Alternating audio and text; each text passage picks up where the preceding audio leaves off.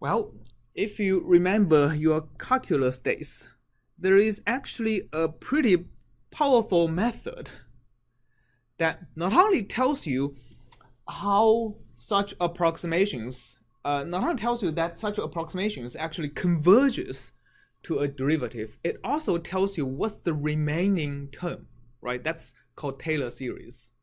Okay, so the idea is using so-called Taylor series. Okay, so the idea of Taylor series is you can approximate any function ut plus delta t as actually an infinite series. The infinite series would contain the value of the function at t, the expansion point. That's called the expansion point, right? Because we are expanding a function as a constant term plus a linear term plus a quadratic term plus a cubic term, etc., goes to infinity. So the linear term would be, the reason I'm saying, first we start with the constant term, right? The constant term would be a term that is independent of the delta t. So it is just the u at t. This is what we call a zeroth order approximation, right?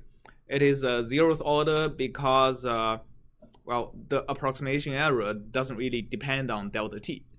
Zeroth order means the approximation error is, well, sorry, not the approximation error, but like the polynomial order, right, as a function of delta t is zeroth order. It's constant.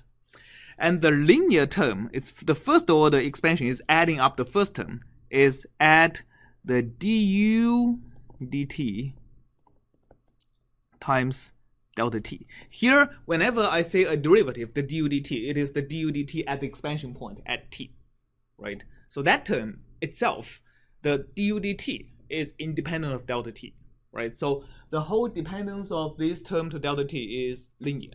It's something that doesn't depend on delta t times delta t. So that's called a first order expansion because it's a first order polynomial of delta t.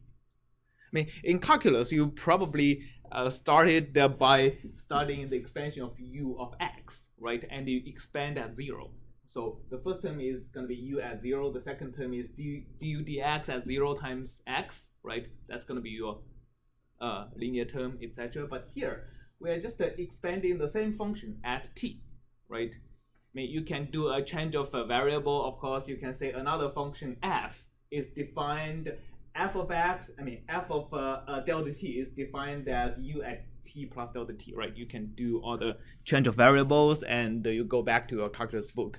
But here, we are expanding at ut, right? So how about the quadratic term? Anybody remember? What is a term that is proportional to delta t square, right? Or in like a calculus book would be x squared.